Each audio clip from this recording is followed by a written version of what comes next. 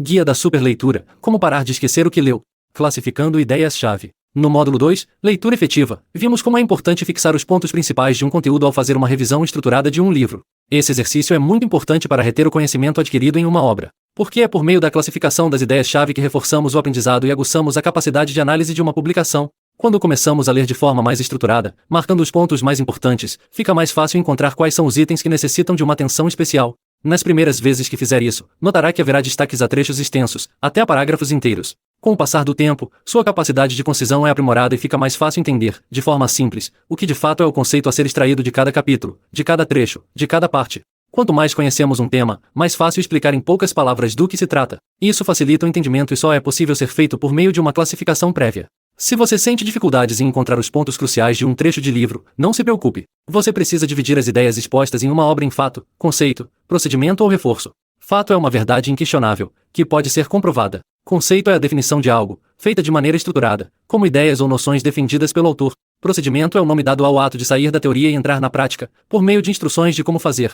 Por fim, o reforço é todo o recurso usado para provar sua ideia, seja ela um fato, um conceito ou um procedimento apresentado. Pode ser explicitado em casos, exemplos, analogias ou elaborações aprofundando a ideia central. Com essa primeira classificação dos postos-chave da obra, sua mente se expande, se organiza, e você dá um importante passo para absorver as ideias centrais de um livro em sua plenitude. Notas estruturais, interpretativas e pessoais. Quando elaboramos notas sobre um livro, é importante entender qual seu propósito. Afinal, os apontamentos podem ser classificados de acordo com sua função. Existem anotações mais completas, outras são simplificadas. Algumas abrangem temas extensos, outras são meros resumos. Em geral, costuma-se classificar as notas como estruturais, interpretativas, pessoais e dialéticas. Notas estruturais têm a ver com a estrutura do livro. Estão diretamente relacionadas à história do livro, de cada uma de suas partes, da compreensão dos capítulos e de como eles se relacionam entre si. As notas interpretativas se relacionam com sua forma de entender as ideias-chave da obra. Notas pessoais envolvem seu contexto pessoal e como ele se relaciona com o conhecimento adquirido a partir da leitura. Por fim, notas dialéticas capturam a essência da discussão de um assunto, permitindo a outros autores expressarem seus diferentes pontos de vista sobre o mesmo tema.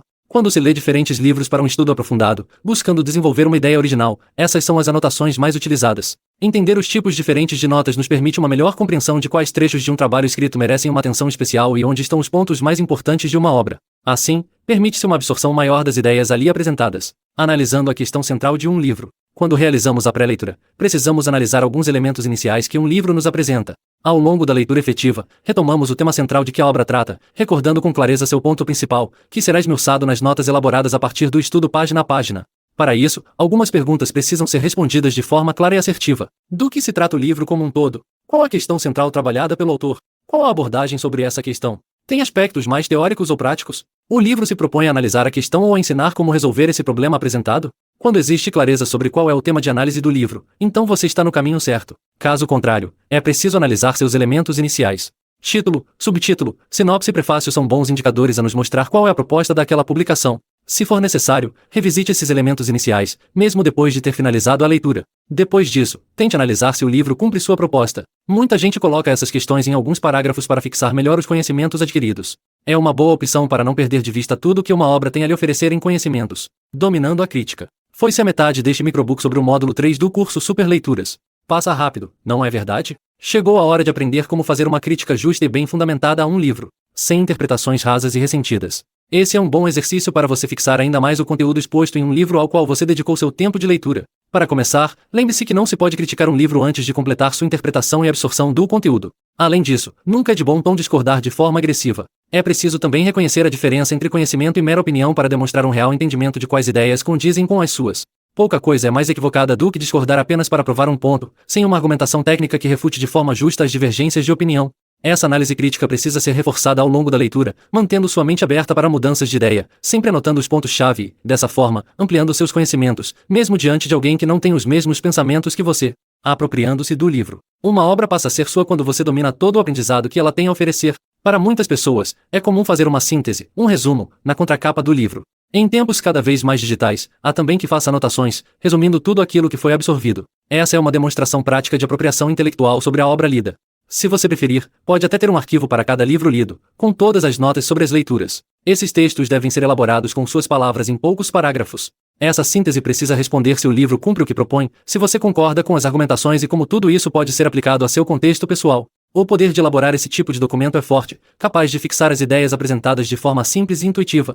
Rola até uma satisfação intelectual por dominar um aprendizado, de ter para si um livro, como se fosse seu. Futuramente, você tem a opção de rever suas notas, sempre que for necessário, recordar conhecimentos adquiridos anteriormente, desenvolvendo, assim, uma capacidade consistente de manter vivo o aprendizado de tempos anteriores.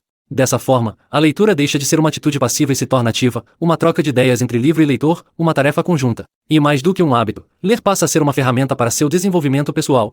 Mais que uma leitura, a superleitura muda a sua vida. Notas finais. Finalizamos o último módulo do curso Superleituras, reiterando aspectos fundamentais que nos permitem fazer de um livro muito mais do que um objeto estático. Por mais desafiador que pareça, ele tem uma série de ideias que podem aprimorar nossos conhecimentos, mesmo em momentos de discordâncias com as informações ali apresentadas.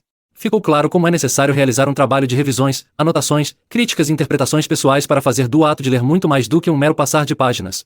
Passou da hora de você impulsionar a sua relação com as obras publicadas de seu interesse.